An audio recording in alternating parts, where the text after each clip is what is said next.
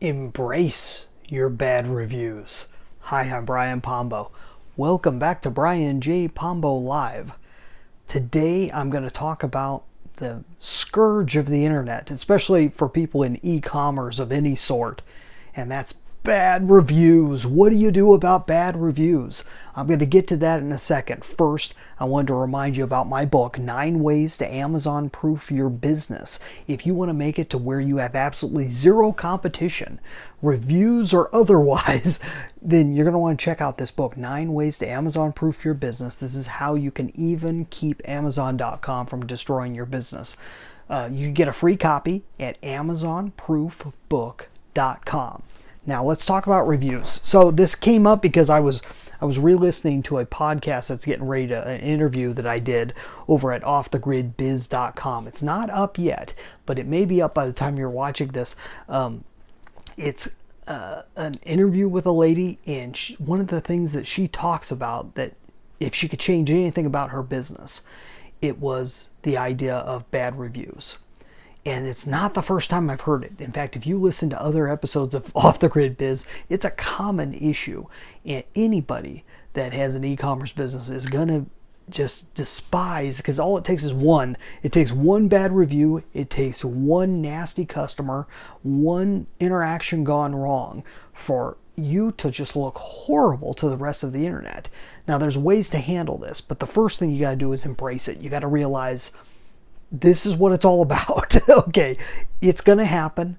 If you're out there doing stuff, you are going to get bad reviews. Now, how do you get over it? You have to go straight at it. Okay, first step is you have to respond wherever the reviews are. The bad review is, if it gives you a chance to respond, that is something you've got to do. You got to jump on it right away. You've got to put yourself out there and say, I'm not sure quite what went wrong, or we understand what went wrong. We want to fix it. We want to make it better for you, or this is how we're going to keep this from happening again. If you come back to us, we'll give you this, or this. You do everything you can, even though the person's a jerk. I understand it. The person's out to hurt you. I understand.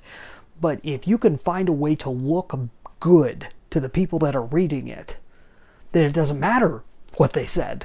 If you say, we're going to fix everything, well, yeah, but you killed my firstborn and you did this. I mean, just think of the most horrible thing. Well, okay, well, we will bring your firstborn back to life. You could have my firstborn. You could do, you have to go over and above and beyond to say that you're going to fix it. Especially if that person, there's no way on God's green earth that they're going to allow you to fix it for them. Even better, you've got to come out as the one with a solid head on your shoulders. You don't come out and say, well, you did this and you did that and you lied and you so on and so forth. I don't think that's the best. I've seen that happen. I've seen the excuse the language, the pissing contest going back and forth between the business owner or the business executive and the person reviewing online. Okay, don't try and play that game.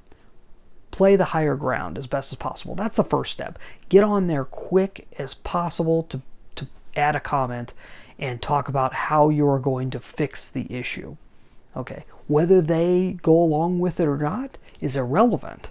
What matters is if somebody else is reading it, they see that you're quick to respond and quick to fix whatever problem happened. That's important. Okay, second thing, here's another thing that you can do. If you're doing any form of content marketing whatsoever, I would highly recommend that you use bad reviews, especially the most vile ones, the ones where people just say the most absurd things.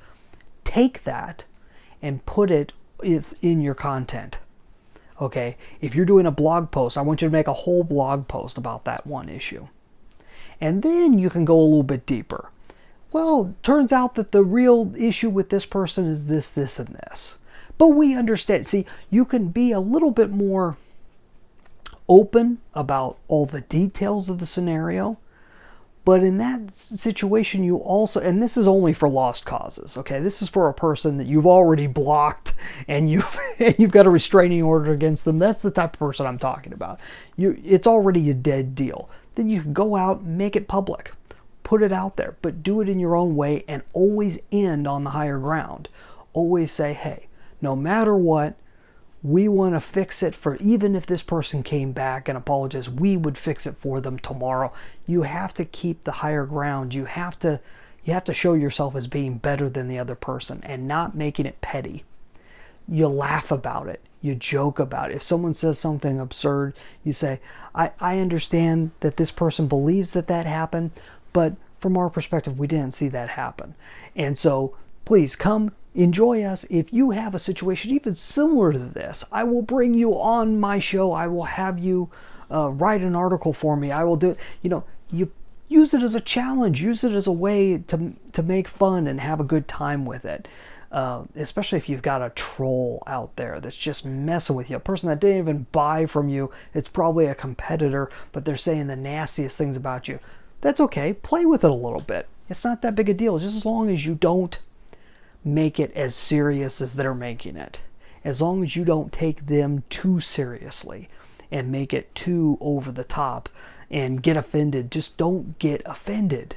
Stay on the side of reality and have a good time with it. If you do that, if you handle it with an adult attitude, you're going to be happy with the results. In the long run, people will see you as the adult in the room. And that's all that matters. What matters is, he who laughs last. You know what I'm saying? So hopefully that makes sense. When it comes to reviews, don't make them everything. Use them as an opportunity. Take them and use them as a learning situation, as something that you can discuss, as something that you can throw out there. And then the third thing I'm going to recommend you do, make sure you have a process for getting good reviews. If there's 110 good reviews and one that isn't good, you're doing okay. All right?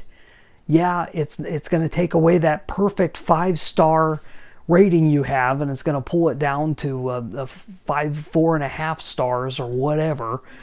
Don't worry about it.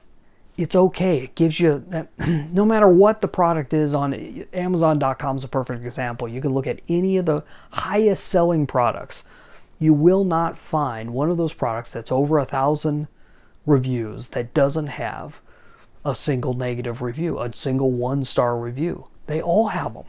They all have them, because no matter what, someone's not going to figure out that they're holding the book upside down and they think it's a foreign language that they bought, and or whatever, some absurd, crazy insanity.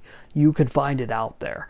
So it's just part of the business. What you got to do is take everything that most people would see as a negative and you flip it on its head into a positive. Hopefully that's helpful. We'll be back here tomorrow night with another idea, either a tactic, a strategy, or a principle that can help you explode your business. Go check out free version of my book, AmazonProofBook.com, and we'll be back tomorrow. In the meantime, get out there and let the magic happen.